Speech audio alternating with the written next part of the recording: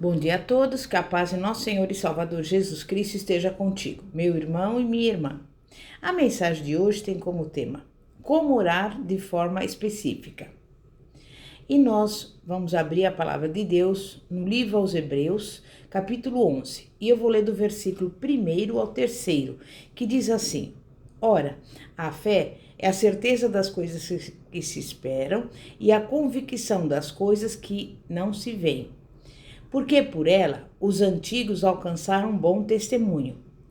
Pela fé, entendemos que os mundos foram criados pela palavra de Deus, de modo que o visível não foi feito daquilo que se vê. A Bíblia diz com toda clareza, em Romanos 12, 3, que Deus deu fé a todos os cristãos, conforme a medida da fé que Deus repartiu a cada um. Se Deus não nos houvesse dado fé, seria irracional que Jesus Cristo nos pedisse para crer. Ao contrário, Cristo repreendia as pessoas que não criam. Portanto, você e eu temos fé para ver os milagres realizados em nossa vida, hoje, agora.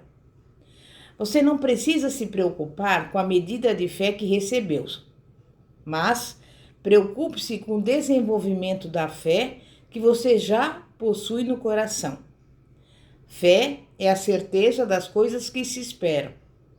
Em primeiro lugar, se você quer desenvolver a sua fé, aquela que já existe em seu coração, é preciso que você tenha objetivos claramente definidos. Não peça generalidades. Enquanto você aguarda a sua resposta, comece a chamar à existência as coisas que não são como se já fossem. Romanos 4:17. Assim, defina precisamente tudo aquilo que necessita. Procure ver as coisas com a máxima clareza, com os olhos da fé. Se você não tiver uma visão nítida do seu objetivo na vida, Deus não pode dar-lhe uma resposta definida às suas orações. Lembre-se que quando Jesus estava descendo a estrada de Jericó e o cego Bartimeu se pôs a clamar: Jesus, filho de Davi, tem misericórdia de mim? Todos sabiam que Bartimeu estava clamando pela cura da sua cegueira. Mas Jesus lhe perguntou de um modo específico: que queres que eu te faça? Jesus sabia o que Bartimeu queria, mas Cristo queria que ele fizesse uma declaração bem definida com a sua própria boca. E assim disse o cego: Senhor, quero ver. Então Jesus lhe disse: vê, a tua fé te salvou. Não ore mais assim: ó Deus, abençoe a minha família, o meu trabalho. Eu pergunto: que tipo de bênção você deseja? A Bíblia contém mais de 32.500 promessas de Deus. Então, de que tipo de promessa você precisa? Você quer todas as 32.500 de uma só vez? Se você quer que seu marido seja salvo, seja específico em sua oração. Pai, meu marido tem 47 anos de idade, ele é alcoólatra e é pedreiro, mas não há trabalho e não temos dinheiro. Pai, salva-o. Ser-lhe-á feito conforme você crê em sua oração. Diz a Bíblia que aquilo que ligamos na terra será ligado no céu, e o que desligamos na terra será desligado no céu. Quando, por exemplo, Moisés estava nas praias do Mar Vermelho, tendo o exército egípcio nos calcanhares dos israelitas, esses não sabiam o que fazer. Então Moisés pôs-se a clamar, mas o Senhor repreendeu a Moisés por causa da sua oração. Disse-lhe o Senhor: por que clamas a mim? Dize aos filhos de Israel que marchem. Moisés estendeu a sua mão e dividiu o Mar Vermelho. Era da responsabilidade de Moisés exercer fé em Deus. Também é hoje da sua responsabilidade e não de Deus o exercício da sua fé. Deus lhe deu a sua palavra. Ele lhe deu o seu espírito e fé.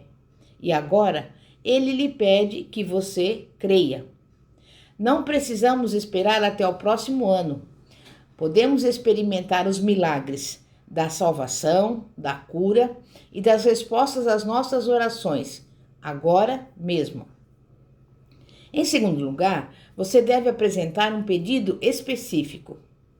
Diz a Bíblia que a fé é a certeza das coisas que se esperam.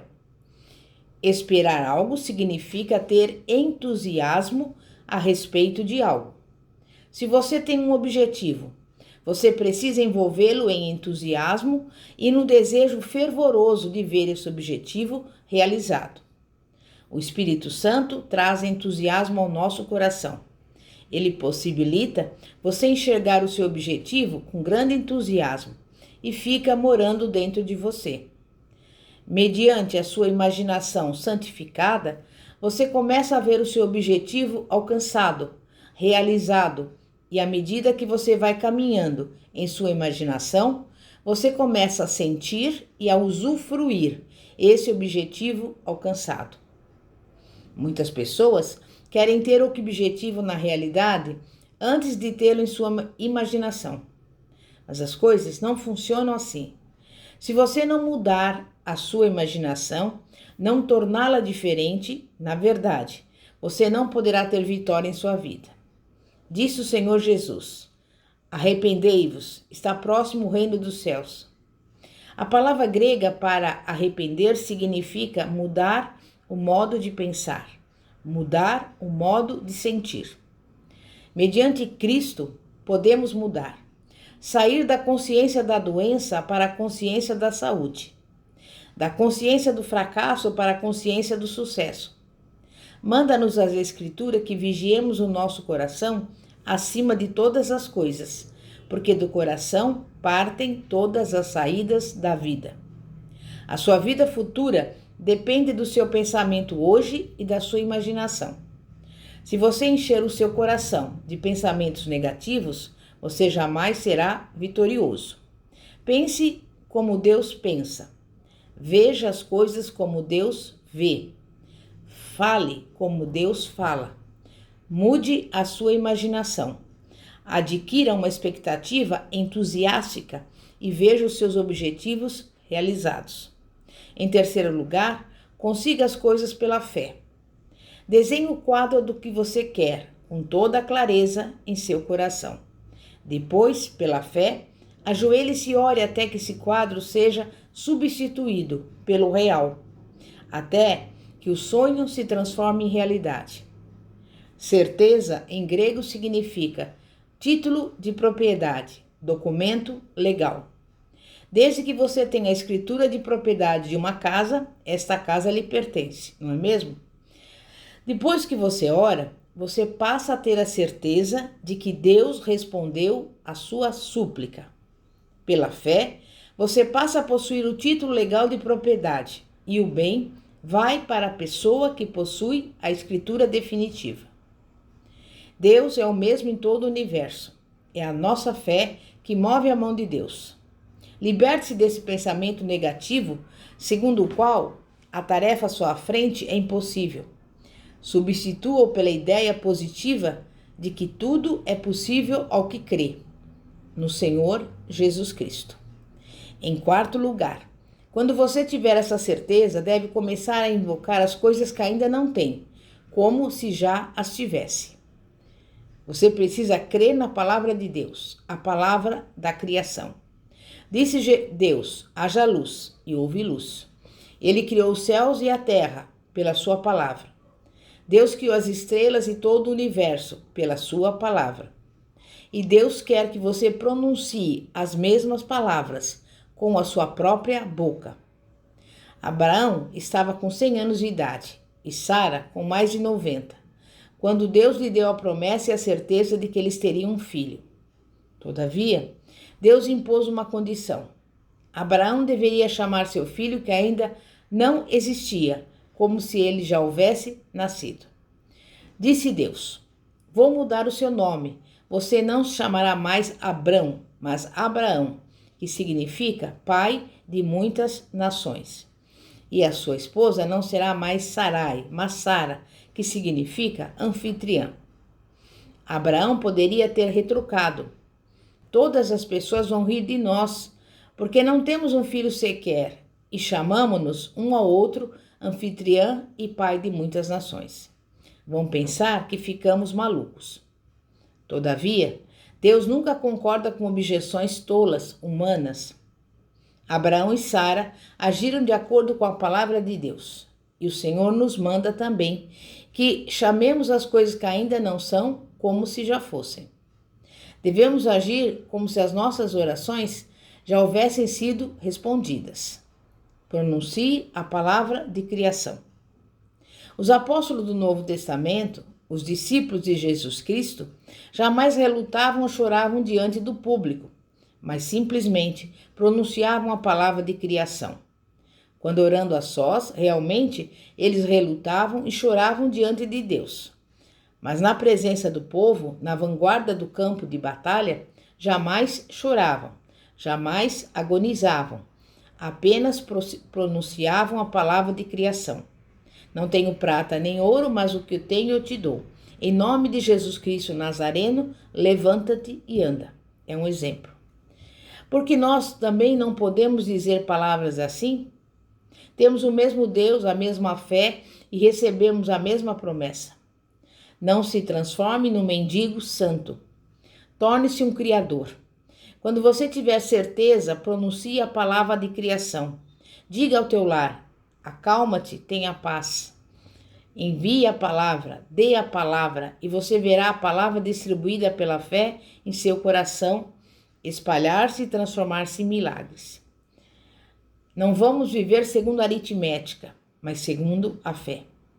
Quando Cristo estava pregando no deserto, 5.000 homens e mais mulheres e crianças ouviram-no o dia todo.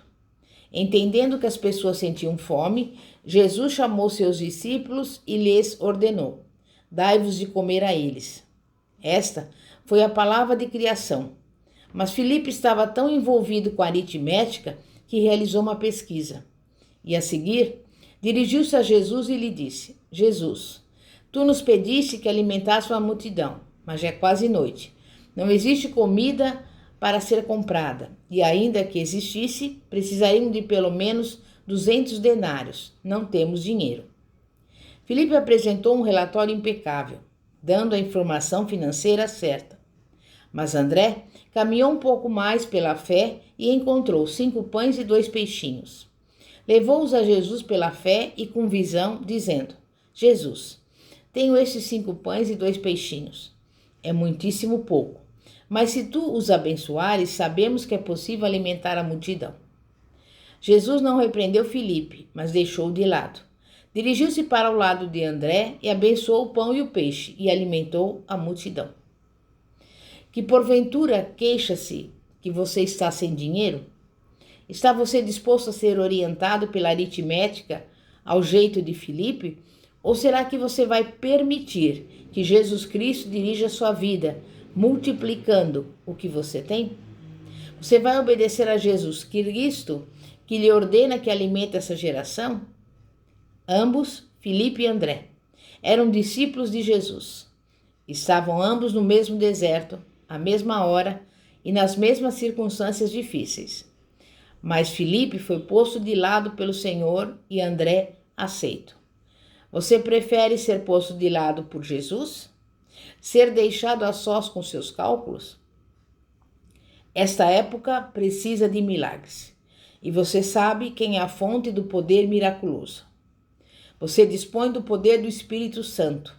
Tem a palavra viva de Deus e conhece o Cristo vivo. O Senhor está te chamando e lhe pedindo que dedique a sua vida a Ele.